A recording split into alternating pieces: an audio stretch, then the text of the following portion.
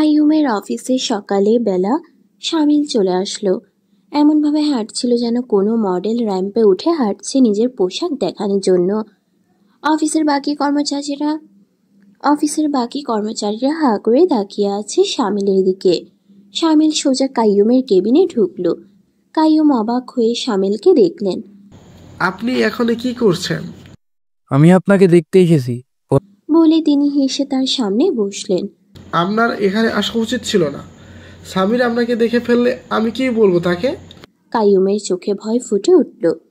শামিল চুপচাপ নিজের এক আঙ্গুলের উপর চুল পেঁচিয়ে বসেছিল। কথাগুলো শুনে শুধু মাথা নেড়ে দিল। প্রথমত স্বামীর তো এখানে নেই, তার নিজের অফিসে আছে। আর দ্বিতীয়ত আমাকে দেখে তার শ্রমিকরা কিছু বলতে পারবে। তারা তো আমাকে চিনে না, ভাবতে পারেনি আমি আপনার বান্ধবী। কাইয়ুম একটা বিদ্রূপী হাসি দিয়ে বললেন। তাই নাকি? ঠিক আছে, আপনি আরাম করুন। সে চেয়ারে বসে মাথা শক্তভাবে নেড়ে বলল। আর কাজের ব্যাপার বলুন, আপনি এখানে কেন এসেছেন? আপনি বারবার এই প্রশ্ন জিজ্ঞেস করছেন, অনাথায় জানেন আমি আপনার সঙ্গে কি করব। কাইয়ুম জোর গলায় কাঁপতে থাকা শব্দে বললেন। স্বামীর জীবনে মায়ের এখনো কি করছে? আমাকে সোজা উত্তর দিন। আপনার মনে হয় তাকে শীঘ্রই তালাক দেবার স্বামীর, কিন্তু এখনো কিছুই হয়নি। আমি যথাসাধ্য চেষ্টা করছি। শামিলের কণ্ঠে জেদ। আমি আর অপেক্ষা করতে পারবো না। আপনি পারছেন না, তাই আমাকে মায়ের জীবন থেকে দূরে সরাতে হবে। ক্ষতি অগ্নিমুখে বলে উঠল। ওই কর্মচারীর নাম কি বলুন? তাকে যে মায়েরাকে খাবার বিষ দিয়েছেন আমি এটা জানি। তার সাহস কি করে হলো আমার মায়েরাকে খাবার বিষ দেওয়ার? ভাগ্যক্রমে মায়েরা বেঁচে যায়, না হলে আজ তার কিছুই হয়ে গেলে তাকে আমি আমার গাড়ির তলায় পিছিয়ে মারতাম। শামিলের চোখে রাগের আগুন জ্বলে উঠল। ওহ, আপনি কি মানসিকভাবে ঠিক আছেন? তাকে বিষ দেওয়া হয়নি, অন্য কিছু দেওয়া হয়েছিল যাতে তার নেশা হয়ে যায় আর সে নিজের মধ্যে না থাকে। ঠিক আছে, আমি শুধু দেখলাম তোমার উদাসীনতা, কিন্তু এমন হবে না মায়েরা যেন কোনো ক্ষতি না হয়, এই আমি বলে দিলাম। তবে তুমি যা করার করো। আমি এবার এমন কিছু করবো যে স্বামীর তোমাকে বিয়ে করতে বাধ্য হবে। তুমি নিশ্চয়ই খুব বড় কৌশল শিখিয়েছো। শামিল রসিকতাপূর্ণ সুরে বললেন। শুধু নিজের কাজ করে বাকি আমার হাতে ছেড়ে দাও। আমি শুধু অপেক্ষা করছি, ঠিক সময় আসবে, স্বামী শীঘ্রই আমার হবে। শামিলের মনে হচ্ছিল নকল অ্যাকাউন্ট থেকে ছেলেদের বিষাক্ত করে ফেলা এখন তার দায়িত্ব। কাইয়ুম তার চেয়ারে বসে হাসতে হাসতে বলল। সবকিছু এখন আমার হাতে, শুধু অপেক্ষা করো। শামিল দেওয়ালে থাকা সামিরের ছবির দিকে মুখ করল। মনে মনে করা অঙ্গীকার করল। এই লড়াই শেষ পর্যন্ত আমি জিতবো। স্বামীর দুরানি। কোথায় ছিলে তুমি? আনা চুপচাপ বাড়িতে ঢুকে পড়া শামিলকে দেখেই জিজ্ঞেস করল। শামিল জবাব দিল। কোথায় গিয়েছিলাম এবং কেন গিয়েছিলাম সেটা আমার ব্যাপার। সে গিয়ে সোফায় বসে পড়ল, যেন প্রশ্ন এড়িয়ে চলাই তার অভ্যাস। আনা থেমে থাকলো না, গলা একটু চড়িয়ে বলল। তুমি কেন মডেলিং করছো? মা এতে খুব রেগে আছে। আমাদের পরিবারে কেউ কখনো এই পেশায় যায়নি। শামিল যেন বিরক্ত হয়ে উঠল। তাতে কি হয়েছে? আগে কেউ কিছু করেনি মানে কি সেটা চিরতরে নিষিদ্ধ? আর আমি কিছু অসম্ভব করেছি না? মাথা ধরেছে, চা আনতে বলো কাউকে। আনা হতবাক। শামিল, তুমি আজকাল যা শুরু করেছো তা শুধু আমাদের মান সম্মানেরই প্রশ্ন না, এটা স্বামীর ভাই ও মাহিরা ভাবির জীবনেও প্রভাব ফেলছে। কে তোমায় কতবার বলা হয়েছে এবার অন্তত বিয়েটা করে ফেলো শামিল? শামিল হেসে উঠল। আমি কাকে বিয়ে করব কিনা করব সেটা আমার ব্যাপার। আমি শুধু একজনকে বিয়ে করব, স্বামীর ভাইকে। তোমার কি মাথা খারাপ হয়ে গেছে? কি বলছো কি তুমি? স্বামীর ভাই তো মাহিরা ভাবিকে খুব ভালোবাসি, তোমাকে কেন বিয়ে করবে? শামিল চোখের ঝিলিক এনে বলল। খুব শীঘ্রই স্বামীর মাহিরাকে তালাক দেবে আর আমাকে বিয়ে করবে, শুধু দেখো। এই সময় ঘরে প্রবেশ করলেন সাফিয়া খালা। তার কণ্ঠ ভারী ও রাগে টনটন করছিল। তুমি যা বলছো তা শুনে লজ্জা করো শারমিল। স্বামীর তো তোমার সম্পর্কে একবার প্রত্যাখ্যান করেই দিয়েছে, আর তুমি আজও সেই ভ্রমে আছো। আমি এতদিন ধরে আশায় ছিলাম যদি সে আমাদের পারিবারিক সম্পর্কের কথা ভেবে একটু এগিয়ে আসে, কিন্তু না, সে বলছে সে এমন কাউকে বিয়ে করবে যে ভালো মানুষ, আর অলরেডি সে বিয়ে করেও ফেলেছে। শামিল শান্তভাবে তার কাঁধে হাত রেখে বলল, খালা, আজ নয় তো কাল স্বামীর আমার আর ওর সম্পর্ক পূর্ণ করবে। আমি শুধু অপেক্ষা করুন। সাফিয়া স্তব্ধ হয়ে তাকিয়ে রইলেন শামিলের দিকে। তার চোখে পানি, ঠোঁটে কাঁপন। শামিল একজন কর্মচারীকে ডেকে বলল, আমার জন্য 1 কাপ চা আনো। সামির নিচে নেমে আসছিল এবং তখনই সে দেখল ফারহানা মাহিরার দিকে এগিয়ে যাচ্ছে, যেন এক চরম লাঞ্ছনার জন্য প্রস্তুত সৈনিক। তার চোখের দৃষ্টিতে বিদ্বেষ, ঠোঁটে বাঁকা তির্যক হাসি। সামিরের মন অজান্তেই ব্যথায় কেঁপে উঠল। এখানে কি হচ্ছে? সামিরের কণ্ঠ ছিল ঠান্ডা অথচ থমথমে। ফারহানা এক ধরনের ঔদ্ধত্য নিয়ে ঘুরে দাঁড়ালো। কি হবে আবার? তোমার স্ত্রী কি জানে না কার সামনে কিভাবে দাঁড়াতে হয়? নিজের মান না থাকুক, অন্তত আমাদের পরিবারের মর্যাদা তো সম্মান রাখুক। সামির চুপচাপ ঠোঁট শক্ত করে তাকিয়ে রইল ফারহানার দিকে। ফারহানা ব্যঙ্গ করে বলল, তোমার স্ত্রীর আচরণে আজ তোমার সম্মান কোথায় গিয়ে ঠেকেছে সে বোঝে না। আমার একজন বন্ধু ওয়াশিংটন থেকে এসেছে, তার ভাইয়ের জন্য উপযুক্ত পাত্রী খুঁজতেছিল। আমি ভাবছিলাম লাইবাকে ওর সঙ্গে পরিচয় করিয়ে দেব। আজ আমি নিজেই সেই পরিবারের কয়েকজনকে এখানে এনেছিলাম। তোমার স্ত্রী তাদের সামনে রান্নাঘরে কাজ করে এক গৃহিণী হিসাবে পৌঁছে গেছে। আমি কি বলবো? এত অপমান, এত লজ্জা এই পরিবারের মেয়েরা রান্নাঘরে কাজ করে? ফারহানা কথা শুনে চারপাশ যেন জমে গেল। সামির এবার ধীরে ধীরে বলল, আপনি নিশ্চিত তো যে সেই পরিবারের আগ্রহ লাইবাতে ছিল? আমি তো দেখেছি তারা মাহিরার সৌন্দর্যতেই বেশি মোহিত ছিল। ফারহানা বিরক্ত হলো কিন্তু হার মানল না। সৌন্দর্যই সব নয় সামির, কিছু শিষ্টাচার, রুচি, মর্যাদা লাগে। মাহিরা তো আর বড়লোকদের সামনে আসার উপযুক্ত নয়। এক গৃহিণী রান্নাঘরেই মানায়। সামিরের ঠোঁট শক্ত হলো কিন্তু তিনি চুপ করে রইলেন। ফারহানা আবার বলল, এই মেয়ে ঘরের কাজ করে, তাকে কেউ রান্নাঘর থেকে ডেকে ড্রয়িং রুমে আনতে পারে না। আপনি তো জানেন আমেরিকার সমাজে তারা কত উচ্চ শ্রেণীর মানুষ। ওরা পরিবারে তো বিশাল এক ব্যাংকারের স্ত্রী হতে যাচ্ছে। সামির এবার ঠান্ডা গলায় বলল, হ্যাঁ, তারা হয়তো ব্যাংকার হতে পারে, কিন্তু মাহিরা সে সামির দরুনের স্ত্রী। এই বাক্যে যেন ঘরের বাতাস পাল্টে গেল। মাহিরা চুপচাপ সামিরের চোখের দিকে তাকালো। তার চোখে লজ্জা, বেদনা এবং ভালোবাসার একরাশ মেঘ। কিছু বলল না, শুধু রান্নাঘরের দিকে চলে গেল। সামির সেই ভেজা চোখ দুটি দেখতে পেল আর তার হৃদয় যেন হঠাৎ ভারে ডুবে গেল। কারণ সে জানতো এই অপমান শুধু মাহিরা নয়, এই অপমান তার নিজের ভালোবাসার, তার নিজের নির্বাচনের, তার নিজের আত্মমর্যাদার। একদিন এই অতিরিক্ত আত্মবিশ্বাসের জন্য আফসোস করবে। ফারহানার উদ্দেশ্যে ঠান্ডা অথচ কঠিন কণ্ঠে বলে উঠলেন সামির, আমার আর মাহিরার মধ্যে ওই সম্পর্ক যেমনই হোক না কেন, সেটার মানে এই নয় যে তুমি তাকে অপমান করবে। সে আমার স্ত্রী, কারোরই অধিকার নেই অন্য কাউকে দাসের মতো তাচ্ছিল্য করার। এমনকি তার যদি কোনো বড় ভুলও হয়, তার প্রতি তিরস্কার করার অধিকার কারণ নেই। ভবিষ্যতে তুমি তার সঙ্গে পার্থক্যের সীমার মধ্যে থেকো। যদি তার প্রতি তোমার রুচি না থাকে তবে চুপ থেকো, কিন্তু উচ্চ কণ্ঠে তাচ্ছিল্যের সুরে কথা বলে সাহস যেন আর কখনো না দেখাও। সামির রান্নাঘরের দিকে এগিয়ে গিয়ে ফারহানাকে স্পষ্ট ভাষায় সতর্ক করে দিলেন। কেউ যে মাহিরার দিকে কটু মন্তব্য করেছে তা সামির জানার পর মুহূর্তেই তার চোখ ঝলসে উঠেছিল রাগের আগুন। ফারহানা হতচকিত হয়ে সামিরকে দেখে বুঝে উঠতে পারছিলেন না তিনি কি ভুল শুনছেন।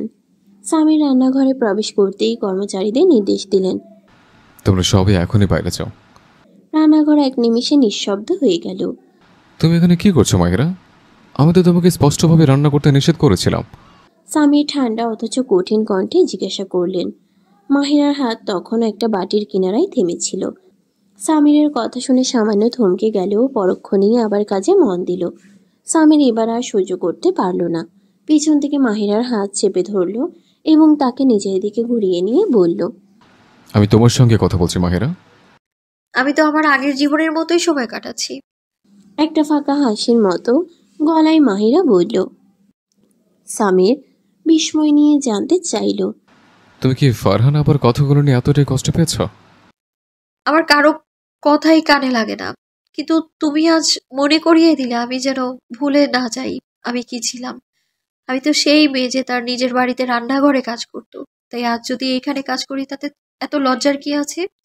মাহিরার চোখের কোণ ভিজে উঠেছিল, অথচ সে মাথা নিচু করে দ্রুত পেঁয়াজ কেটে যাচ্ছিল, যেন এই অশ্রু শুধু পেঁয়াজের কারণে।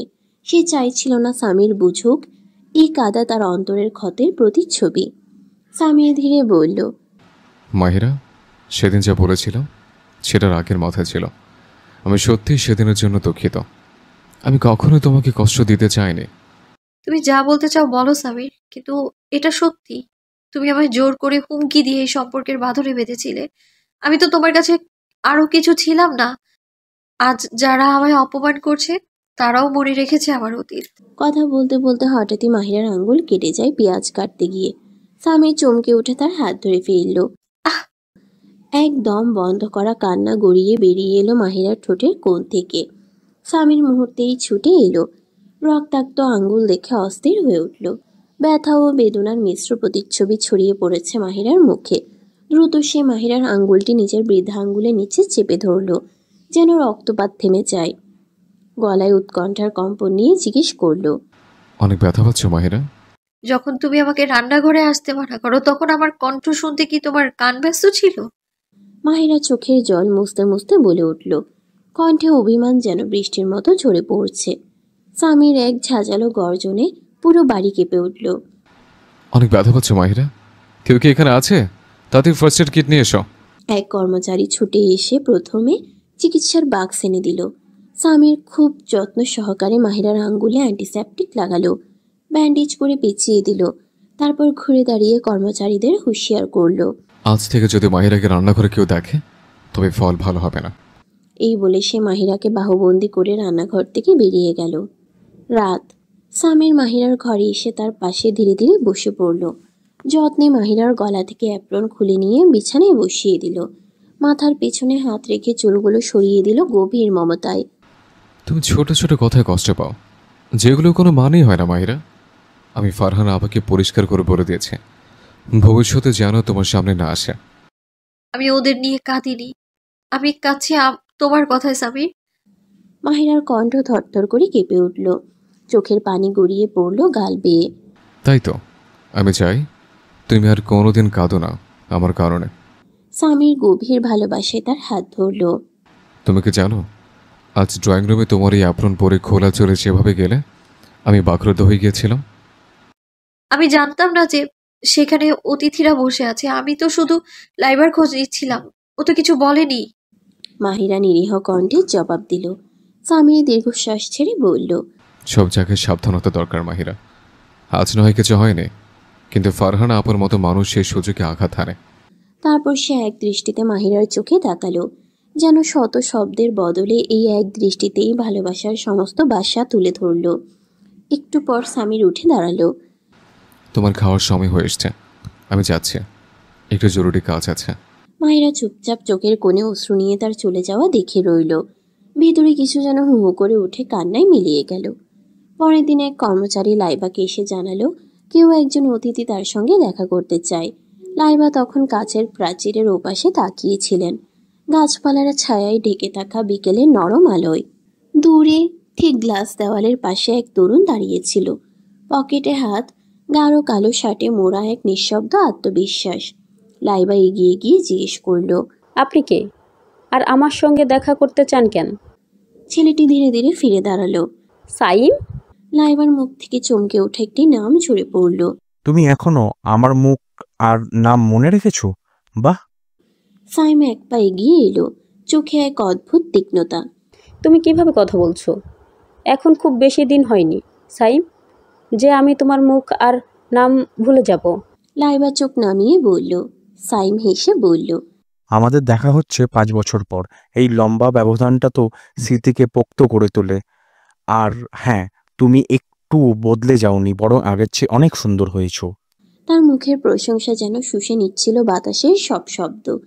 লাইবা একটু হেসে বলল, তুমি নিজেও আগের চেয়ে অনেক বেশি সুদর্শন আর অনেক বেশি গম্ভীর হয়েছ। সাইম আবারও সেই চেনা হাসি হেসে বলল, তোমার আর আমার মাঝে একটা অদৃশ্য প্রাচীর সবসময় ছিল লাইবা। আজও যেন তা স্পষ্ট। তুমি বরাবর আমার দূরে সরিয়ে দিয়েছো। সাইম, তুমি আবার সিরিয়াস হয়ে গেছো। আমি তো শুধু ঠাট্টা করেছিলাম। বলে লাইবা একটু হেসে হালকা করলো পরিবেশ। তুমি বলো, এখন এলে আমেরিকা থেকে, আর বাকির কেমন আছে? সবাইকে সঙ্গে নিয়ে এলে না কেন? সাইমের মুখে এক স্থিরতা খেলে গেল। আমি কারোর সঙ্গে আসিনি, কারণ বিমানবন্দর থেকে সরাসরি তোমার কাছে আসার সিদ্ধান্ত নিয়েছিলাম। প্রথমত তোমাকে দেখতে চেয়েছিলাম। লাইবা মুহূর্তের জন্য থমকে গেল। ভালো দেখো, আমি তাহলে উঠি। বলে সাইম ধীরে ধীরে ঘুরে দাঁড়িয়ে চলে গেল। লাইবা চুপ করে তাকিয়ে রইল তার চলে যাওয়া পিঠের দিকে। কিছুটা অচেনা, কিছুটা পরিচিত লাগছিল তাকে।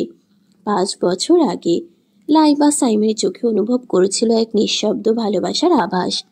আজ সেই চুপ করে থাকা চোখ দুটো কথা বলছিল, স্পষ্ট, দৃঢ় ও গভীর, কিন্তু ভাষা যেন লুকিয়েছিল অন্য কোনো আবরণে।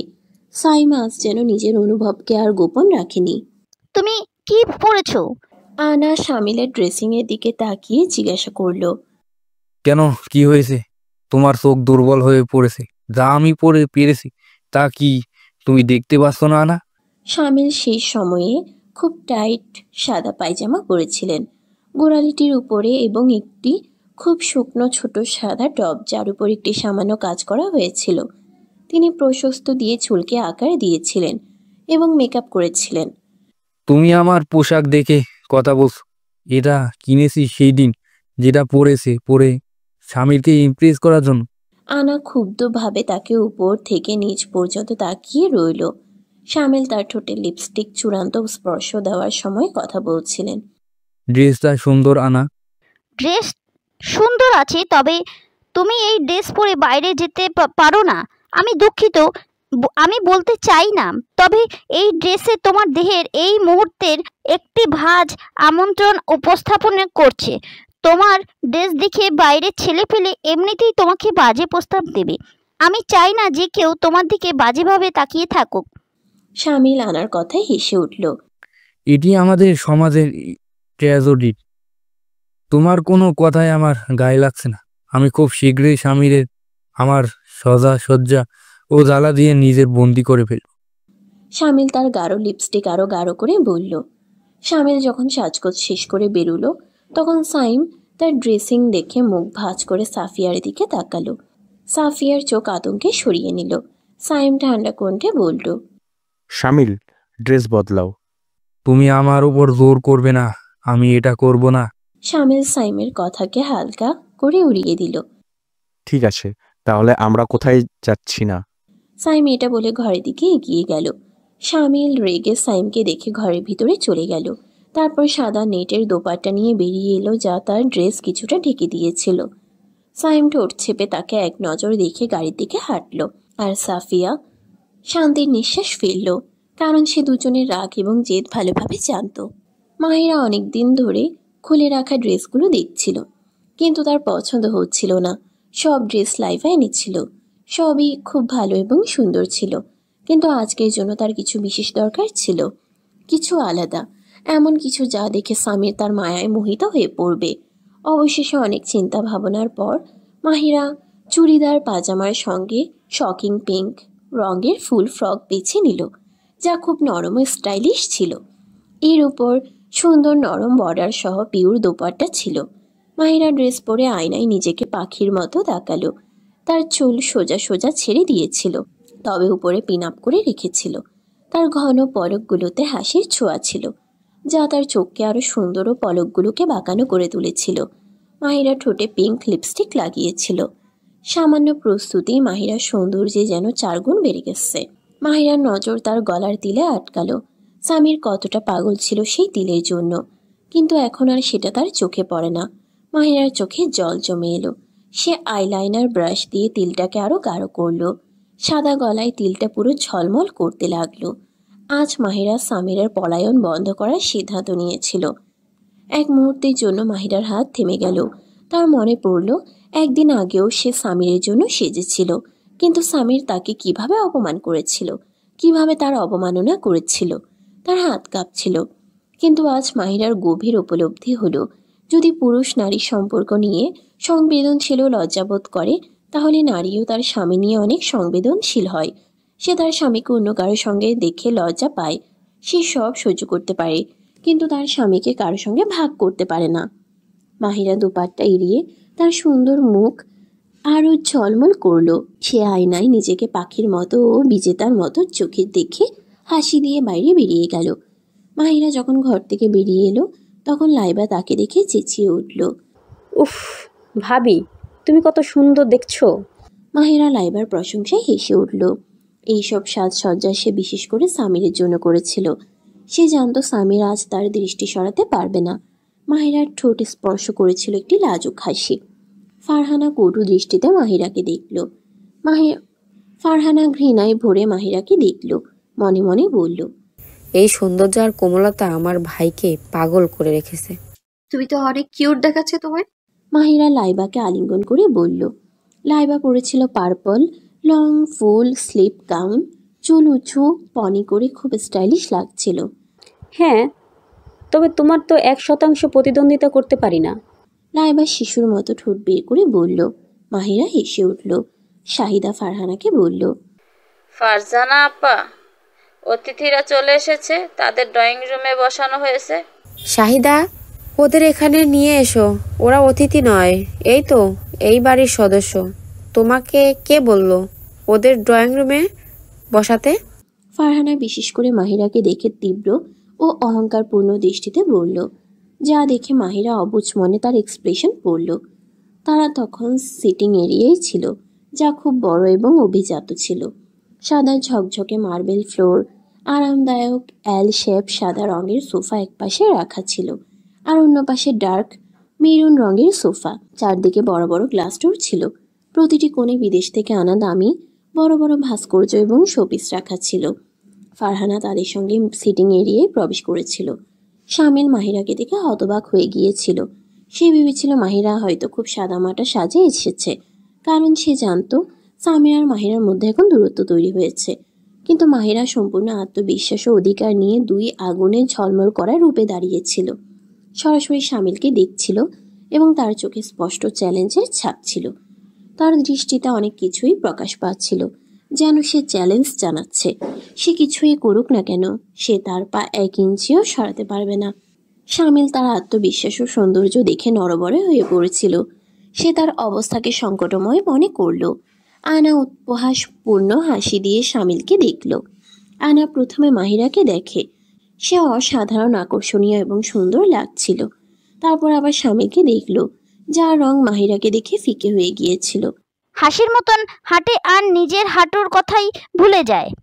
আনা তিক্ত বাক্যটি শামিলের দিকে ছুঁড়ে মারল এবং তারপর লাইবা ও মাহিরার দিকে এগিয়ে গেল, যারা সিটিং এরিয়ায় একপাশে দাঁড়িয়েছিল। শামিল রেগে ফারহানার দিকে এগিয়ে গেল, যেখানে সাফিয়া খুবই নম্র স্বরে ফারহানাকে শুভেচ্ছা জানাচ্ছিল। ওয়াও ভাবি, আপনি কত সুন্দর দেখাচ্ছেন। আজকে তো সামির ভাইয়া আপনাকে দেখে পাগলই হয়ে যাবে। আনা হাসতে হাসতে উচ্চস্বরে বলছিল এবং মাহিরার সঙ্গে আলিঙ্গনে মেতেছিল। লাইবা আনার কথায় খোলা মনেই হেসে উঠল। তোমরা আসার আগে আমিও ভাবিকে এই কথাটাই বলেছিলাম। লাইবা হাসতে হাসতে আনার আলিঙ্গন করল। হ্যাঁ, নারীদের কাছে অনেক অস্ত্র থাকে। আমরা যদি পুরুষদের কাছে এক ঝলকে পঙ্গু করে ফেলতে পারি, আর যদি পুরুষ ওই নারীর পাগল হয়, তাহলে পালানোর কোনো উপায়ই থাকে না। সাইম লাইবার কাছে দাঁড়িয়ে গভীর দৃষ্টিতে তাকে ঘুরে ঘুরে দেখছিল এবং গম্ভীর গম্ভীর ফিসফিসের মতো স্বরে কানে কানে বলল। লাইবা তার কথার গভীরতা বুঝে লাল হয়ে চোখ নামিয়ে রাখল, যা তার দৃষ্টি আর অর্থবহ বাক্য দিয়ে অনেক কিছু বুঝিয়ে দিল। আসসালামু আলাইকুম ভাবি, আমি সাইম। আনার থেকে আপনার সম্পর্কে অনেক শুনেছি, তবে আপনাকে দেখে বুঝতে পারলাম আনা আপনার প্রশংসায় কিছুটা অতিরঞ্জন করেছিল। আপনি সত্যিই খুব সুন্দর। সাইম সহজ সরল উচ্চারণে সম্পূর্ণ আন্তরিকতা নিয়ে মাহিরার প্রশংসা করল। সাইম সত্যি মাহিরার সৌন্দর্য ও সরলতায় মুগ্ধ হয়েছিল, আর দুপট্টা ও পুরো পোশাকে তাকে দেখে মাহিরার প্রতি সম্মান বাড়ল। সাইমের প্রশংসায় ফারহানা, শামিল ও সাফিয়া বিরক্তির মুখ দেখালো। সত্যি কথা বলতে মাহিরার কাছে তার সৌন্দর্য তার অস্ত্র, যা দিয়ে সে পুরুষদের পাগল করে দেয়। হ্যাঁ, তো সাজুগুজের দরকার কি ছিল? ফারহানা বিদ্বেষপূর্ণ কণ্ঠে কপাল কুঁচকিয়ে বলল। যদিও মাহিরা সবার তুলনায় অনেক কম সাজসজ্জিত ছিল এবং শুধু তার মুখে লিপস্টিক ছিল, অন্য সবাই বিশেষ করে ফারহানা আধুনিক কাটা ছেঁড়া ফিটিং ড্রেস আর দোপাট্টা পরেছিল। শুধুমাত্র মাহিরা নিজেকে ভালো করে ঢেকে রেখেছিল। শামিল ফারহানার এই ফাঁপা কথা শুনেছিল। তার মুখে একটা হাসি ফুটল। সে ফারহানাকে নিজের অস্ত্র হিসেবে ব্যবহার করার কথা ভেবে গভীর হাসি দিল। মাহিরা সাইমের প্রশংসা শুনে হেসে উঠল। সাইম লাইবার গভীর দৃষ্টিতে ঘিরে ফারহানার দিকে এগিয়ে গেল। কাইয়ুম সামিরের সাথে এক মিটিংয়ে ব্যস্ত ছিল। যখন শামিল তাকে কল করে সে কল কেটে দিয়েছিল। তার ফোন আবার বাজল। তখন সে রেগে ফোনটা দেখল। কাইয়ুম জানতো শামিল 1 নম্বরে জেদি মেয়ে।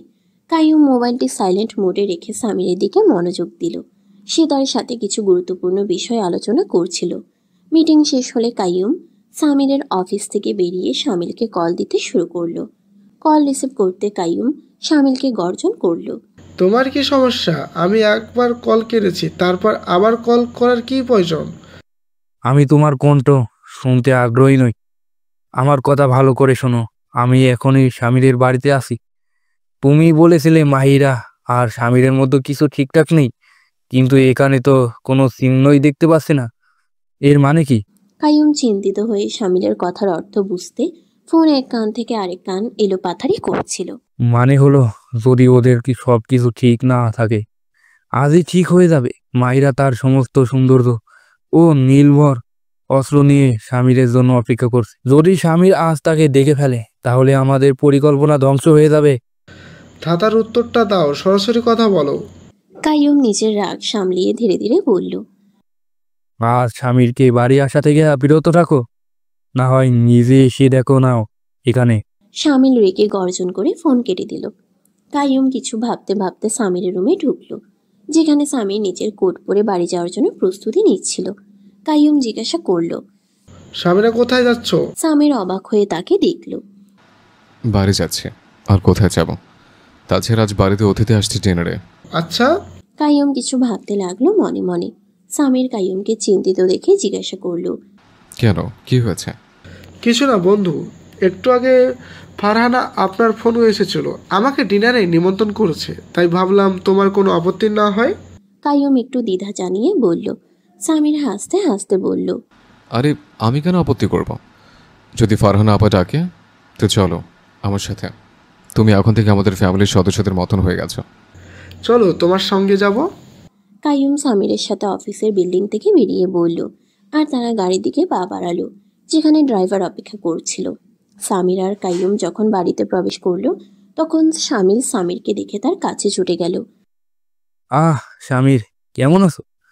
সামির বিরক্ত হয়ে শামিলকে নিচ থেকে দূরে সরিয়ে দিল। আমি ঠিক আছে, তুমি কেমন আছো? সামির শুষ্ক সুরে বলল এবং সিটিং এরিয়ার দিকে এগিয়ে গেল, যেখানে সবাই বসেছিল। সামির সবাইকে দেখা দিল এবং সোফায় বসলো। কাইয়ুমও সামিরের সঙ্গে সোফায় আরাম নিল। স্বামীর বিরক্ত মুখ নিয়ে সামিরের সামনে বসেছিল। সে তার জন্য এত সাজগোজ করেছিল, কিন্তু সামির তার দিকে একবারও তাকাচ্ছেই না। কাইয়ুম ইশারায় শামিলকে মাহিরার কথা জিজ্ঞেস করলো, যিনি সেখানে দেখতে পাচ্ছিল না। মাহিরা তার রুমে কোনো কাজের জন্য গিয়েছিল। মাহিরা সিটিং এরিয়ায় প্রবেশ করলো, আর সেখানে তার কারোর সাথে তীব্র ঘর্ষণ হলো।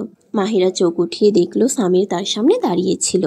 সামির যেন স্থির হয়ে গিয়েছিল, মাহিরাকে দেখে যেন ভাস্কর্যের মতো। সামির যেন কোনো জাদুর আবৃত্তি থেকে বের হতে পারছিল না। মাহিরা আর সামির যে স্থানে দাঁড়িয়েছিল, সবাই তাদের দিকে তাকিয়েছিল। সামিরের উন্মত্ত চোখের দিকে তাকিয়ে কাজের লোকেদের মুখে লুকানো হাসি ফুটে উঠল। লাইবা তার হাসি নিয়ন্ত্রণ করতে খুব চেষ্টা করছিল। সাইমও সামিরকে দেখে হেসেছিল। কাইয়ুম আর শামিলের বেহাল অবস্থা হচ্ছিল এই দৃশ্য দেখে। ফারহানা আর সাফিয়া বেগম সামিরের এই অপ্রতিরোধ্য অবস্থায় খুব রাগে ছিলেন। যিনি কাউকে বিবেচনা না করেই মাহিরাকে তীক্ষ্ণ আর দৃষ্টিতে দেখছিল। মাহিরা সামিরের এই চোখের দিকে তাকিয়ে লজ্জায় লাল হয়ে গেল এবং তার কম্পমান ভ্রু ঢেকে সামিরকে দেখল। তারপর সুন্দরভাবে হাসি দিয়ে সামিরের চোখে চোখ পড়ল। তারপর হাসতে হাসতে চোখ নামিয়ে নিল। সামির যেন পাগল হয়ে গিয়েছিল মাহিরার এই ভাবভঙ্গিতে। তার হৃদয় 120 কিলোমিটার গতিতে ধুকপুক করছে। মাহিরা ইচ্ছে করে সামিরের চোখে চোখ রেখে হাসল। আজ সে তার সব সৌন্দর্য আর অভিব্যক্তি দিয়ে সামিরকে হারিয়ে দিতে চাচ্ছিল। কারণ যাই হোক সে সামিরের উদাসীনতা আর শীতলতা সহ্য করতে পারত, কিন্তু সামিরকে অন্য কারোর সাথে ভাগ করে নিতে পারত না। তার মনে হচ্ছিল ফারহানা, শামিল আর সাফিয়ার উদ্দেশ্য ঠিক নয়। মাহিরা ইচ্ছে করে আজ সামিরের সাথে মুখোমুখি হয়েছিল, আর তার প্রত্যাশা অনুযায়ী সামির তার দিকে চোখ সরাতে পারছিল না। মাহিরা হাসতে হাসতে এগিয়ে গেল, যেখানে কাইয়ুমকে বসা দেখে তার চোখেই অনেক কথা বলল, আর শামিলকে সে তীব্র আর বিদ্রুপূর্ণ হাসি দিয়ে তাকিয়ে গেল। জি সামির। সামির আবেগপ্রবণ অবস্থা থেকে বেরিয়ে এসে মাহিরাকে ডাকলো। মাহিরা সোফায় বসতে গেল। সামিরের ডাক শুনে হাসতে হাসতে তার দিকে এগিয়ে গেল। মাহিরা সামিরের সামনে এসে হাসি দিয়ে এক অভিনয় করলো। সামির মনে করলো তার হৃদয় যেন নিয়ন্ত্রণ হারিয়ে বাইরে বেরিয়ে আসবে। আজ মাহিরার প্রতিটি ভঙ্গি তাকে পাগল করে দিচ্ছিল। সামির মাহিরাকে চোখের ইশারায় উপরের রুমে যাওয়ার সংকেত দিল। মাহিরা সামিরের সাহসী সংকেতে লাল হয়ে গেল, কিন্তু তার সাহস ছিল না নিজেই উপরে যেতে। সে সামিরের লালাভ হয়ে ঝাঁঝরা চোখগুলো দেখল, যেখানে বহুদিনের তৃষ্ণার্ত আবেগ জমে উঠছিল। সে তার দ্রুত ধরফর করা হৃদয় নিয়ে সেখানেই দাঁড়িয়ে রইল। সামির কয়েক ধাপ এগিয়ে গেল, তারপর ফিরে মাহিরাকে দেখল, যিনি সেখানেই ঠাই দাঁড়িয়েছিল। সামির জানত মাহিরা নিজে কখনো উপরে উঠবে না, তার কাছাকাছি আসলেই মাহিরার প্রাণ হারিয়ে যাবে। আজ এতদিন পর সামিরের উন্মত্ত আবেগের মোকাবেলা মাহিরার পক্ষে সম্ভব ছিল না। সামির মাহিরার দিকে ফিরে দাঁড়ালো এবং গভীর দৃষ্টিতে তাকালো। আমার কাছে ওপরে তোমার জন্য একটা কাজ আছে, চলো আমার সঙ্গে। সামির মাহিরার হাত ধরে সিটিং এরিয়া থেকে বাইরে চলে গেল। সাফিয়া বেগম তখন হতবুদ্ধি হয়ে বসে রইল। কাইয়ুম লাল মুখ নিয়ে সিটিং এরিয়া থেকে বেরিয়ে এলো। তার মন আগুনে পুড়ছিল। সামিরের পুরো অধিকার নিয়ে মাহিরাকে তার রুমে নিয়ে যাওয়ার সময় বাকি সবাইয়ের মুখে একটা লুকানো হাসি ছিল, আর লাইভা হৃদয়ের গভীর থেকে মাহিরার সুখের জন্য দোয়া করছিল। সামির ধীর পায়ে মাহিরাকে সঙ্গে নিয়ে ঘরে প্রবেশ করলো। মাহিরার বুক তখনও যেন কাঁপছে সামিরের উপস্থিতিতে। ঘরের দরজা বন্ধ করার সঙ্গে সঙ্গেই সামির মাহিরাকে দেয়ালের সঙ্গে ঠেলে দাঁড় করালো। তার চোখে তখন জ্বলকে উঠছিল এক নিবিড় পিপাসু আবেগ। কোনো শব্দ ছাড়াই সে ঝুঁকে পড়ল মাহিরার মুখের দিকে। তার ঠোঁট ধীরে ধীরে ছুঁয়ে যেতে লাগলো মাহিরার মুখের প্রতিটি রেখা, কখনো চোখের পাতায়, কখনো গালের নরম মসৃণতায়, আবার কখনো তার চিবুকে। সামিরের স্পর্শে যেন প্রতিটি অনুভূতি হয়ে উঠছিল জাগ্রত। মাহিরা চোখ বন্ধ করে নিঃশ্বাস আটকে সে স্পর্শে নিজেকে ভাসিয়ে দিয়েছিল নিঃশব্দ ভালোবাসায়। একটু থেমে গভীর দৃষ্টিতে সামির তাকালো তার দিকে। মাহিরার শরীর তখন হালকা কাঁপছিল, যেন তার আবেগগুলো শব্দহীন কণ্ঠে ছড়িয়ে পড়ছিল বাতাসে। সামির মৃদু হেসে এগিয়ে গিয়ে মাহিরার মাথা থেকে ওড়নাটি সরিয়ে তার চুল ছুঁয়ে নিল। সেই সুগন্ধ নিজের মাঝে ভরে নিয়ে সে ওড়নাটি ছুঁড়ে দিল বিছানার উপর। মাহিরা তখন নিঃশব্দে দাঁড়িয়ে, তার সমস্ত লাবণ্য যেন শুধু সামিরের জন্যই উপস্থিত। সামির আঙ্গুল দিয়ে তার ঠোঁটে আলতো ছোঁয়া দিয়ে বলল, তুমি বলেছিলাম না এই ঠোঁট রঙই আমার সামনে ছাড়া আর কোথাও আসবে না? তবে এই রং কে দিল তোমায়? মাহিরা চোখ খুলে তাকালো তার দিকে, ভেতরে একটু দ্বিধা নিয়ে বলল, আপনি তো শুধু লাল লিপস্টিক নিষেধ করেছিলেন, এটা তো অন্য রং। সামির ঠোঁটে তখন এক প্রশংসার হাসি। এই রং আরো বেশি মানিয়েছে তোমার ঠোঁটে, লালের থেকেও আকর্ষণীয়। লজ্জায় মাথা নিচু করে নিল মাহিরা। সামির তখন দুই হাত দিয়ে মাহিরাকে ঘিরে বলল, তাহলে বলো তো এই অপরাধে তোমার কি শাস্তি হওয়া উচিত? মাহিরা অবাক হয়ে তাকালো সামিরের চোখে। তার কণ্ঠে ছিল এক দুর্বোধ্য মিশ্রণ, আদেশ আর ভালোবাসার। আজ তোমার ঠোঁটের সঙ্গে অনেক নিষ্ঠুর ব্যবহার হবে, শাস্তি মেনে নেবে? সামির হাসতে হাসতে ঠোঁট কামড়ে রসিকতা করলেও তার চোখে ছিল এক নিঃশব্দ দাবি। মাহিরা মাথা নিচু করে ধীরে বলল, আপনার দেয়া প্রতিটা শাস্তি আমার কাছে স্বীকৃত। সামির বিস্ময় আর আনন্দে নিমজ্জিত হলো। তার লাজুক স্ত্রী আজ প্রথমবার এমন করে তার সান্নিধ্যে সাড়া দিল। সে ধীরে মাহিরার চিবুক ধরে মুখটি উপরে তুলল। চোখে চোখ পড়তেই মাহিরা আবার লজ্জায় চোখ নামিয়ে নিল। সামির তখন আর নিজেকে থামাতে পারল না। উন্মাতাল চুম্বনে সে ডুবে গেল মাহিরার ঠোঁটের গভীরতায়। বহুক্ষণ ধরে সে যেন ভালোবাসার পিপাসা মিটিয়ে চলল। তারপর মাহিরাকে কোলে তুলে বিছানায় নিয়ে এলো। গভীর দৃষ্টিতে মাহিরার গলায় থাকা ছোট্ট তিলের দিকে তাকালো। ঠোঁটে আবারও একটি হাসি খেলে গেল। এই তো আজ সব আয়োজন তার জন্যই সাজিয়েছে মাহিরা। সেই তিলের প্রকৃত অংশে ভালো করেই জানে, সব কিছু তার চেনা জানা। এখনো চোখ বন্ধ করে রাখা মাহিরার দিকে সামির ঝুঁকে পড়তে যাচ্ছিল, ঠিক তখনই দরজায় এক কড়া শব্দ হলো। সামির বিরক্তিতে তাকালো দরজার দিকে। তার আগের কারণ ছিল স্পষ্ট। যখন সে মাহিরার সঙ্গে থাকে তখন কারো সাহস হয় না এ ঘরের পাশে আসতেও। করা নেওয়ার তো প্রশ্নই ওঠে না। সে উপেক্ষা করতে চেয়েও পারল না। আবার দরজায় শব্দ হলো। এবার সে রাগে দরজার দিকে এগিয়ে গেল। মাহিরা ততক্ষণে দ্রুত ওড়না তুলে মাথায় দিল। সামির দরজা খুলে দেখলো বাইরে ঘামতে থাকা সাকিনা দাঁড়িয়ে। সামি ধমকে উঠল। কি হয়েছে? সাহিবজি, ফারহানা ম্যাডাম ডিনারের জন্য ডাক পাঠিয়েছেন। খাবার পরিবেশন হতে চলেছে। সামি তাকে ঠান্ডা চোখে দেখে দরজা বন্ধ করে ফিরে এলো। মাহিরা বুঝে গেল নিশ্চয়ই কাইয়ুমের পাঠানো বার্তা। সামির এসে আবার বিছানায় বসলো। মাহিরার হাত নিজের হাতে তুলে নিয়ে ছোট ছুঁয়ে বলল, আমার সুইটহার্ট, আমরা এখান থেকে আবার শুরু করব অতিথিরা চলে গেলে। সে আরো বলল, তুমি পোশাক পরে কারোর সামনে যাবে না, আর লিপস্টিকও নয়। তুমি এত সুন্দর লাগছ। আমি চাই না আমার স্ত্রীকে অন্য কেউ এভাবে দেখুক। রাতে আমি যখন ঘরে ফিরব তখন ঠিক এই সাজে তুমি আমার সামনে আসবে, ঠিক আছে? মাহিরা সম্মতি সূচক মাথা নাড়ল। স্বামী তার কপালে চুম্বন এঁকে তার ভালোবাসার সিলমোহর রাখল। তারপর বিছানা থেকে উঠে মাহিরাকে হাত ধরে উঠালো। মাহিরা মাথায় ওড়না সাজিয়ে স্বামীর সঙ্গে নিচে নামলো। স্বামীর সোজা মিটিং এরিয়ার দিকে গেল। মাহিরা তখন নিজের পোশাক পাল্টাতে চলে গেল। স্বামীর ব্লু জিন্স আর অফ হোয়াইট লাইনের শার্টে সুশোভিত, যার হাতা কোণে পর্যন্ত মোড়ানো। দৃঢ় পদক্ষেপে সিটিং এরিয়ায় প্রবেশ করল। চওড়া বুক, গম্ভীর ব্যক্তিত্ব আর প্রভাবশালী উপস্থিতিতে সে সোফায় বসেই ফারহানাকে সরাসরি উদ্দেশ্য করে বলল, আপা, এমন কি দরকারি কথা ছিল যে আপনার আমাকে আর মাহিরাকে ডাকার জন্য কাজের মেয়েকে পাঠাতে হলো? ফারহানা একটু বিস্মিত হয়ে তাকালেন। পাশে বসা শামিল আর কাইয়ুম দ্রুত চোকাচুকি করে নিল। তার আগেই শামিল উঠে এসে সামিরের একেবারে কাছাকাছি বসে গেল। হাতের মোবাইলে লাইভ আর বিয়ের ফাংশনের ছবি দেখাতে লাগলো। অন্যদিকে কাইয়ুম ব্যস্ত হয়ে পড়ল ফারহানার সঙ্গে কথোপকথনে। শামিল ইচ্ছাকৃতভাবে সামিরের একদম গা ঘেঁষে বসে পড়ল। সামির বিরক্ত চোখে তার দিকে তাকিয়ে একটু সরে গেল, কিন্তু শামিল আবারও সরে এসে আরো কাছে বসে গেল। কোনায় বসা আনা বিস্ময়ের সঙ্গে তাকালো শামিলের দিকে, কিন্তু তার থেকেও বেশি অবাক হলো নিজের মা সাফিয়াকে দেখে, যিনি এই অশোভন ব্যবহার দেখেও নিরুত্তর। বরং মুখাবয়ব দেখে মনে হলো যেন মনও সমর্থন দিচ্ছেন। আনা একদম বন্ধ আফসোসের সুরে মনে মনে বলল, আল্লাহর শুক্রিয়া যে ভাই সাইম এই মুহূর্তে শুটিং এরিয়ায় নেই। থাকলে এই দৃশ্য দেখলে হয়তো নিজের রাগ কন্ট্রোল করতে পারতো না। ওদিকে মাহিরা আজ বেছে নিয়েছিল সাদা রঙের পোশাক, তার উপর একপাশে ঝুলে থাকা লম্বা ওড়না। মেকআপ বিহীন ধোয়া মুখ, মাথা খোলা রেখে এসে ধীরে ধীরে সিটিং এরিয়ায় প্রবেশ করলো। কিন্তু দৃশ্যটা দেখে তার হৃদয়টা যেন জ্বলতে শুরু করলো। শামিল সামিরের একেবারে গা ঘেঁষে বসে তাকে কিছু একটা দেখাচ্ছে মোবাইলে। আরও স্পষ্টতর, শামিলের একটি হাত সরাসরি সামিরের হাঁটুর উপর রাখা। মাহিরার চোখে তখন যেন আগুন।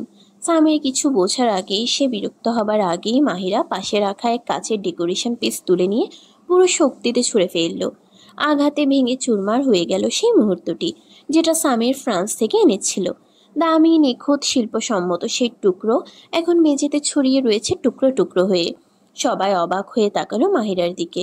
তার চোখে তখন এক আগ্নেয় জ্বালা। সামির চমকে উঠল, অপ্রস্তুত হয়ে শামিলের থেকে সরে গিয়ে উঠল। মাহিরার আগে সিটিং এরিয়া ছেড়ে সোজা চলে গেল।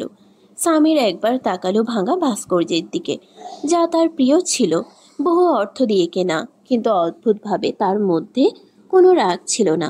ফারহানা এবার রাগ সামনে বললেন, সামির, এটা কি ধরনের ব্যবহার? তুমি জানো না এটা কত দামি ছিল? এটা তো আমার একসাথে ফ্রান্স থেকে এনেছে। এটা ছিল তোমার সবচেয়ে প্রিয়। সামির শান্ত গলায় বলল, আপা, টোটো জিনিস ভাগে তো ভাগে না। আর প্লিজ মাহিরের সামনে যেন এটার দাম নিয়ে কিছু বলবেন না। আপনি জানেন না সে কতটা সংবেদনশীল, এক কথায় কষ্ট পাবে। সে নিশ্চিত ছিল মাহিরা বুঝতেই পারেনি সে জিনিসের প্রকৃত মূল্য। বলেই সামির বেরিয়ে গেল মাহিরার পেছনে। ফারহানা নিজের রাগ কোনো মতে চেপে বসে রইলেন। সামির এবার বিরক্ত চোখে তাকালো কাইয়ুমের দিকে, ইশারায় বলল যেন কিছু একটা করে। সামিরের মাহিরার পেছনে ছুটে যাওয়া যেন শামিল তো দূরের কথা, কাইয়ুমও সহ্য করতে পারছিল না। মাহিরা রান্নাঘরে এসে প্রবল ক্রোধে থরথর করে কাঁপছিল। তার মন চাইছিল সামিরের মুখটা ছিঁড়ে ফেলে। কি করে সাহস করে সামিরের এত কাজ ঘেঁষে বসে একেবারে নির্লজ্জভাবে? আর সামির সেও তো সরে না গিয়ে ঠিক তার পাশে বসে রইল। মাহিরার চোখে পানি এসে গিয়েছিল। রাগ আর কষ্ট মিশায় এক অজানা কান্না জমেছিল গলায়। সে ধীরে ধীরে হাত বাড়িয়ে নিল রান্নাঘরের তাকের উপর রাখা এক নাজুর কাচের গ্লাস। সে ধীরে ধীরে হাত বাড়িয়ে নিল রান্নাঘরের তাকের উপর রাখা এক নাজুক কাচের গ্লাস। ছুঁড়ে মারবে ঠিক সেই সময় সামির এসে এক ঝটকায় তার হাত থেকে গ্লাসটি নিয়ে নিল। তারপর সামির রান্নাঘরের সব কাজের মেয়েদের বেরিয়ে যেতে বলল। এখন সেখানে শুধু ছিল তারা দুজন। মাহিরা মুখ ঘুরিয়ে রইল, মুখে তখনও আগুন জ্বলা রাগ। সামির এসে তার চারপাশে হাত রেখে তাকটা ধরে বলল, কি হয়েছে আমার রানীর, এত রাগ কিসের? সে ধীরে ধীরে ঝুঁকে মাহিরার কানে ফিসফিস করে বলল, বলো না, কিসের তো অভিমান তোমার? তারপর হঠাৎ করে মাহিরা তার মুখ সামিরের দিকে ফিরিয়ে নিল আর তার মাথার ওড়নাটা খুলে পাশে রেখে দিল। সামির ধীরে ধীরে মাহিরার কোমর জড়িয়ে তাকে নিজের দিকে টেনে নিল। তারপর তার ঘাড়ে মুখ লুকিয়ে গভীর এক কামড় বসালো। মাহিরা ব্যথা ও আবেগে এক শস্কার মতো নিঃশ্বাস ফেলে মাথা পেছনে ফেলল। সামির তাকে বুকের মাঝে আগলে নিয়ে গাঢ় কণ্ঠে ফিসফিস করল, তোমার কাপড় বদলানোর কোনো কাজই আসলো না। তুমি আগের থেকে বেশি সুন্দর লাগছো আমার জান। ইচ্ছে করে তোমায় বন্দি করে রাখি, যেন আমার ছাড়া কেউ দেখতে না পায়। মাহিরা ধীরে ধীরে তার আলিঙ্গন থেকে বেরিয়ে গিয়ে বলল, সামির ছাড়ো না ভাই, এখন ডিনারের সময় হয়ে যাবে। কাজের মেয়েদের কিচেনে ঢুকতে দিন, যাতে তারা খাবার সাজাতে পারে।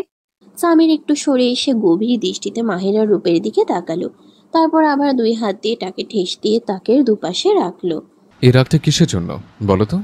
সামির কিছুটা বুঝে ফেলেছিল মাহিরার এই সাজ, এই ভঙ্গি সবই তার জন্য। আর এখন হঠাৎ এই প্রতিক্রিয়া, অর্থাৎ সে সামিলকে কেন্দ্র করে ঈর্ষাই চলছে। রাগ তো আমার আসার কথা, এই বিভাগ নেই তো তোমার, তাই না?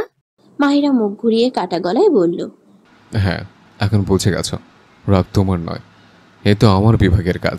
সামির হেসে উঠল, তোমার রাগ কিন্তু ভয়ানক। যেভাবে তাকাচ্ছিলে, আমি তো ভেবেছিলাম তুমি আমাকে কিছু একটা ছুঁড়ে মারবে। আমার এমন সৌভাগ্য কোথায় যে আমার স্বামী আমার কাছ থেকে ভয় পাবে, কারণ সে তো সামির দুরানি। মাহিরার কণ্ঠে তীব্র কটাক্ষ ছিল। সামির আবার হেসে উঠল, এক খোলা হাসি, যার মধ্যে ছিল প্রেমিকের আনন্দ ও স্বামীসুলভ তৃপ্তি। মাহিরার ঈর্ষান্বিত মুখ তাকে দারুণ আনন্দ দিচ্ছিল। সে যখন দেখল মাহিরার আগে গজ গজ করতে করতে চলে যেতে চাইছে, সে হঠাৎ তার ঘাড়ের পেছনে হাত রেখে শক্ত করে থামালো আর সোজা তার ঠোঁটে ঝুঁকে পড়ল। সেই সময় ফারহানা কিচেনের বাইরে এসে অবাক হয়ে দেখলেন বাড়ির সমস্ত গৃহ পরিচারিকা বাইরে দাঁড়িয়ে আছে। তোমরা সবাই এখানে কি করছো? এতক্ষণে ডিনার সাজানো হয়নি? তার প্রশ্নে কাজের মেয়েরা মুখে চাপা হাসি এনে চোখাচোখি করলো। এবার ফারহানা চিৎকার করে উঠলেন, আমি প্রশ্ন করছি আর তোমরা দাঁত বের করছো? ইহে আচরণের মানে কি? ম্যাডাম, সামির স্যার আর মাহিরা ম্যাডাম কিচেনে আছেন, উনি আমাদের বের হয়ে যেতে বলেছিলেন। শাহিদা চাপা হাসিতে উত্তর দিল। ফারহানার মুখ লজ্জায় লাল হয়ে উঠল। এটা কি রকম ব্যবহার সামির? তো অন্তত কাজের মেয়েদের সম্মান কথা ভাবা উচিত। তিনি ঠোঁট কামড়ে তাকালেন পিছনের দিকে, কিন্তু ভিতরে যাওয়ার সাহস হলো না। যখন সামির স্যার বের হবে তখন ডিনার সার্ভ করো। তিনি এর আগে চোখে তাকিয়ে আদেশ দিয়ে সরে গেলেন। আমার তো মনে হয় না সামির স্যার এত তাড়াতাড়ি বের হবেন ম্যাডাম। শাহিদা চোখ টিপে বলতেই বাকি সব মেয়েরা হাসিতে ফেটে পড়ল। এদিকে লাইবা বাগানে দাঁড়িয়ে ঠান্ডা বাতাস উপভোগ করছিল। হালকা বাতাসে তার চুল উড়ছিল, গায়ে লাগছিল প্রশান্তির ছোঁয়া। হঠাৎ তার মনে হলো কেউ তাকে দেখছে। সে হঠাৎ ঘুরে দাঁড়িয়ে চমকে উঠল। সামনে দাঁড়িয়ে সাইম।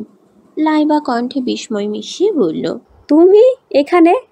সাইম গভীর দৃষ্টিতে তাকিয়েছিল তার দিকে, নীরব অথচ বলে ফেলার মতো চোখে। সাইমের চোখ সবসময় তাকে অস্থির করে দেয়। তার গভীর কালো চোখ যেন এমন কিছু লুকিয়ে রাখে যা লাইবা বুঝতে পারে না, অথচ চোখ সরাতেও পারে না। মৌসুম, খুব সুন্দর লাগছে। সাইম ঠান্ডা বাতাস বুক ভরে টেনে নিয়ে বলল। লাইবা নিচু গলায় বলল, হ্যাঁ খুব। সাইম হঠাৎ বলল, বলেন না, যখন মনের আবহাওয়া ভালো থাকে তখন বাইরের আবহাওয়াও সুন্দর লাগে। আমেরিকায় 5 বছর ধরে আমার মনে কোনো রং ছিল না, কিন্তু এখন এখানে রোদ ও ঠান্ডা থেকে। সে এক দৃষ্টে তাকিয়ে হেসে বলল। লাইবা হঠাৎ মুখ ঘুরিয়ে বলল, আমি ভিতরে যাচ্ছি, ডিনারের সময় হয়ে গেছে। সে যেন কিছুই শুনতে পেল না। না অনুভব করলো সেই গাঢ় দৃষ্টির ব্যাকুলতা। সে চলে যাওয়ার চেষ্টা করতেই সাইম হঠাৎ তার কবজি ধরে এক ঝটকায় কাছে টেনে নেয়। কোমরে শক্ত করে বাঁধা পড়ল সে। লাইবা হতভম্ব। এই কি অভদ্রতা সাইম! সে গলা নামিয়ে রাগ চেপে বলল। মুখ তখন রক্তিম। সাইম গভীর গলায় বলল, তুমি এত বুঝো কেন বোঝো না লাইবা? দেখতে পাও না কতটা ভালোবাসি তোমায়? কেন চোখ সরানো তোমার থেকে? কেন চোখ সরে না তোমার থেকে? আমার কষ্ট, আমার ভালোবাসা কিছুই কি তোমার চোখে পড়ে না? লাইমার শ্বাসের উষ্ণতা লাইবার গালে লাগছিল। লাইবা অনুভব করছিল তার হাতের তালু ঘামে ভিজে উঠছে। সাইম প্লিজ সারো, কেউ দেখে ফেলবে, কি বলবে? সে ধীরে ধীরে তার কোমর থেকে সাইমের হাত সরাতে চাইল, কিন্তু সাইম আরো জোরে তাকে কাছে টেনে বলল, তুমি 5 বছর আগেও আমায় এড়িয়ে যেতে। আমি ভেবেছিলাম হয়তো তোমার যোগ্য না, তাই নিজেকে প্রমাণ করতে আমেরিকায় চলে গিয়েছিলাম। 1000 মেসেজ, 100 কল দিয়েছি, একবারও রিপ্লাই করোনি। তবুও মনে হতো তুমি কেবল আমার অধিকারে। যখন শুনলাম তোমার বিয়ে ঠিক হয়েছে, বুকটা ভেঙে গিয়েছিল। কত রাত জেগে দোয়া করতাম, হে আল্লাহ তুমি লাইবাকে কাউকে দিও না।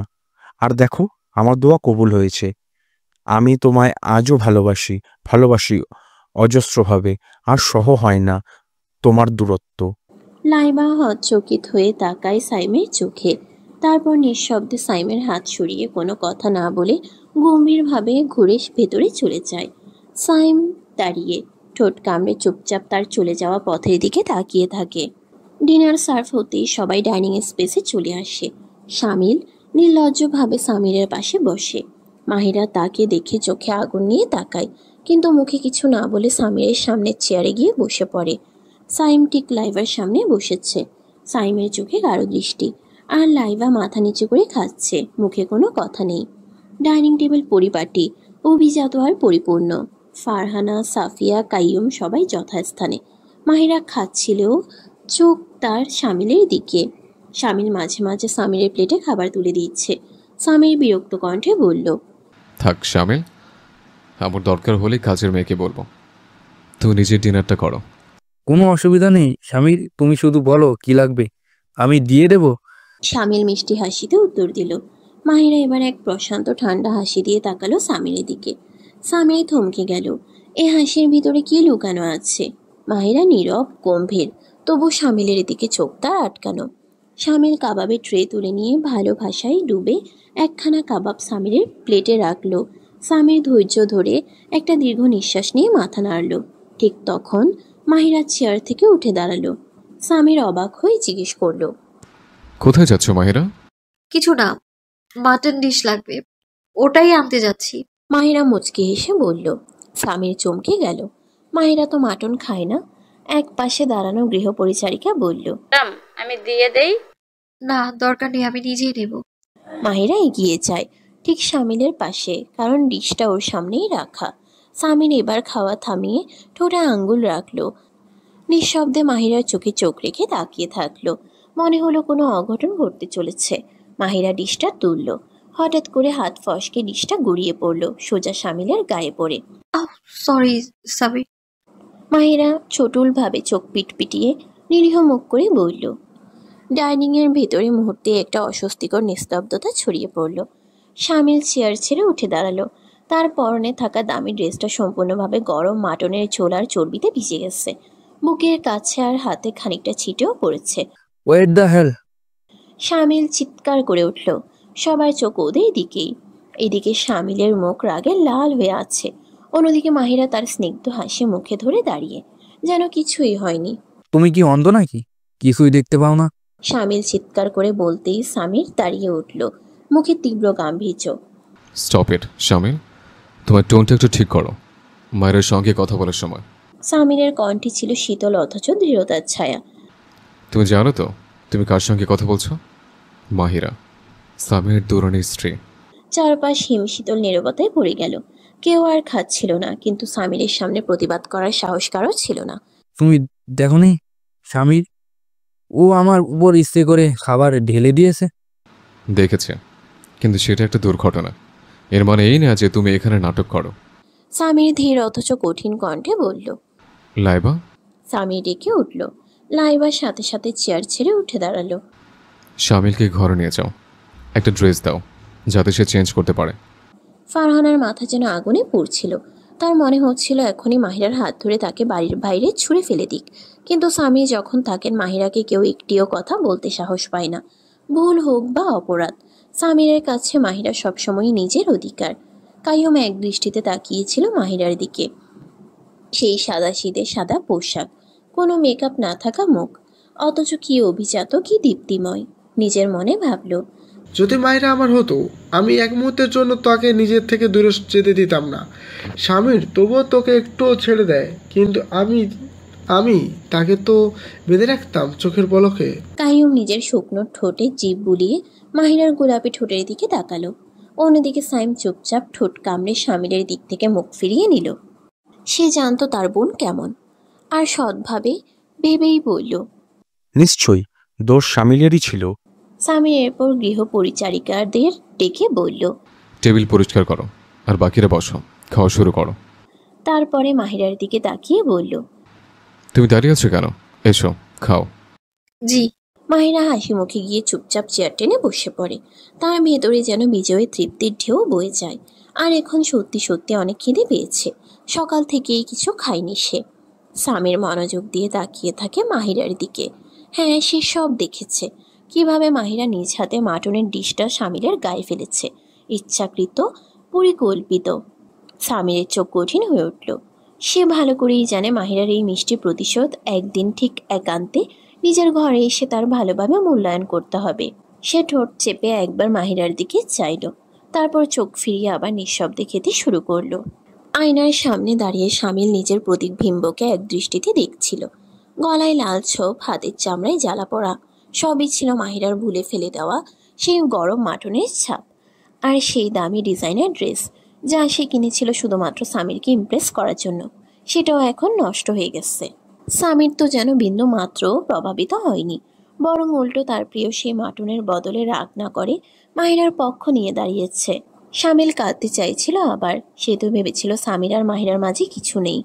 লাইবার বিয়ের দিনে সে নিজ চোখে দেখেছিল। স্বামীর মাহিবার দিকে ফিরেও তাকায়নি, যেন সে কোনো গুরুত্বহীন অতিথি। আর তারপর তো কাইয়ুম এসে স্বামীরের মনে এমন বিষ বুনে দিয়েছিল যে মনে হয়েছিল স্বামীর আর কখনো মাহিরাকে বিশ্বাস করতে পারবে না।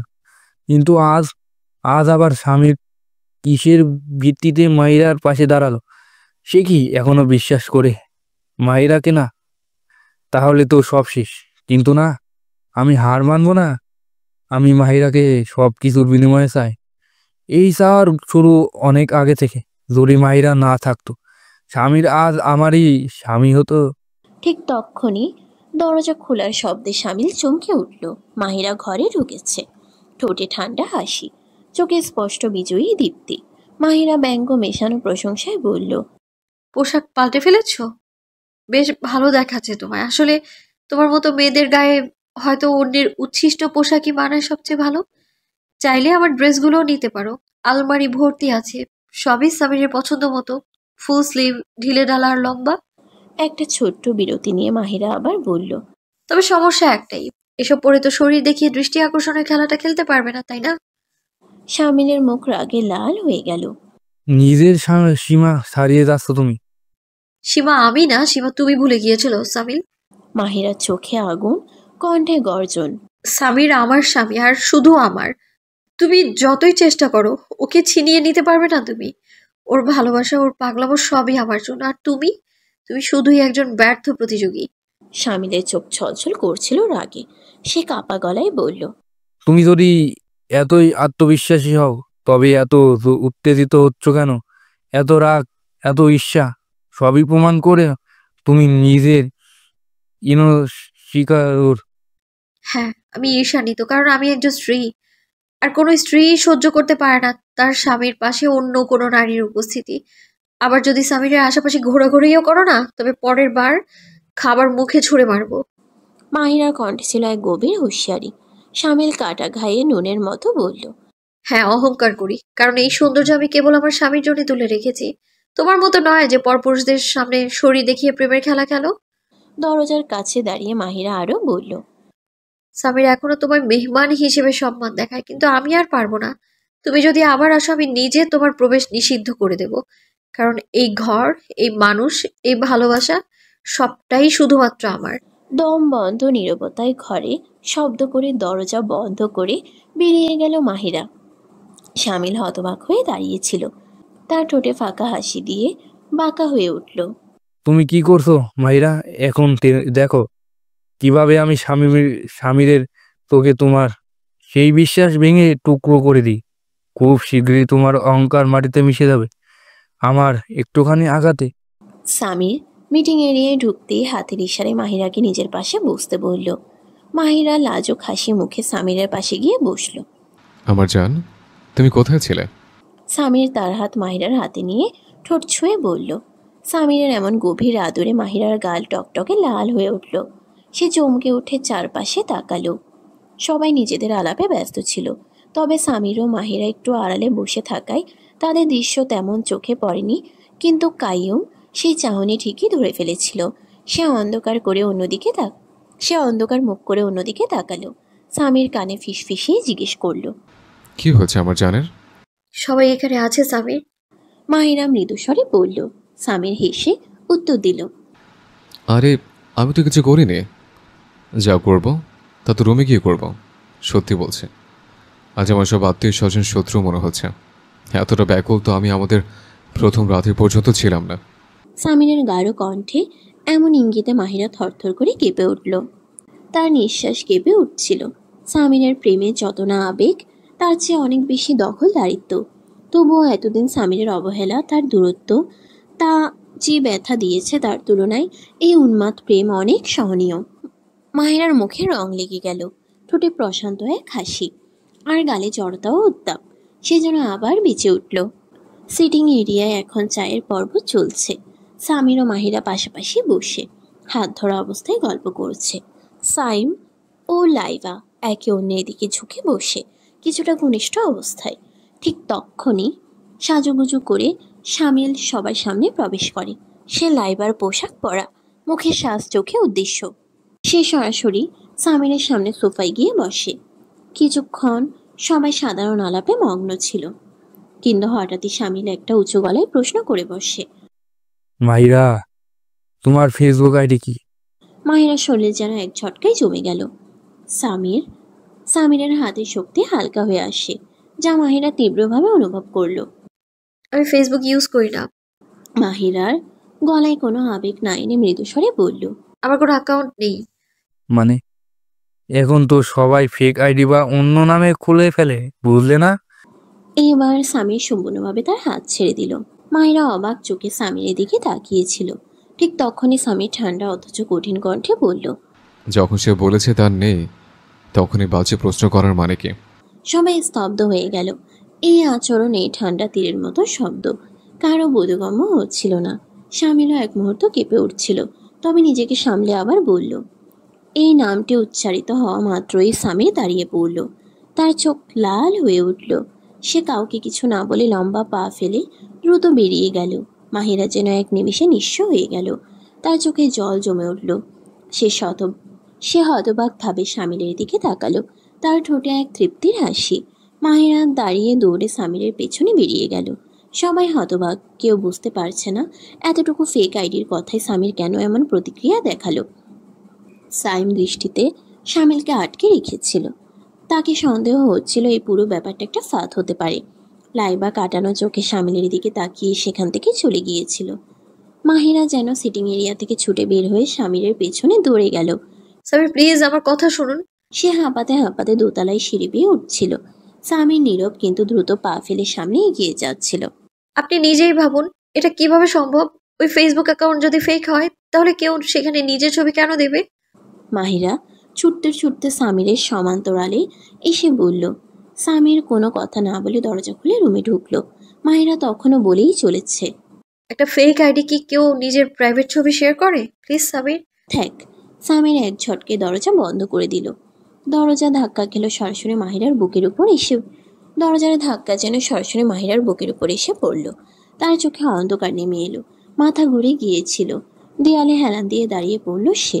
সামিরের এই অবিশ্বাস তার অন্তর ছিন্নভিন্ন করে দিল। আমি কি সারা জীবন নিজেকে প্রমাণ করেই কাটিয়ে দেব? সে কাঁদো কাঁদো চোখে বন্ধ দরজার দিকে তাকিয়ে বলল। তার বুকের ভেতরটা চির খাচ্ছিল। না, এমন হতে পারে না। সামিরকে আমার কথা শুনতেই হবে। সামির, দরজা খুলুন প্লিজ প্লিজ। আমি আমি সেই আইডির কথা জানিও না। আমি কখনোই এমন কিছু করিনি। আমি সত্যি করে বলছি। মাহিরা বারবার দরজা ধাক্কাচ্ছিল, কাঁদছিল, কিন্তু দরজা আর খোলা হয়নি। শেষে হার মেনে সে নিঃশব্দ পায়ে সিঁড়ি দিয়ে নিচে নেমে এলো, বুক ভরা যন্ত্রণা নিয়ে। অন্যদিকে সামির ঘরে ঢুকিয়ে যেন পাগলের মতো আচরণ শুরু করেছিল। কক্ষের প্রতিটা জিনিস ছুঁড়ে ফেলছিল, বালিশ ছিঁড়ছিল, ফ্রেম নামাচ্ছিল।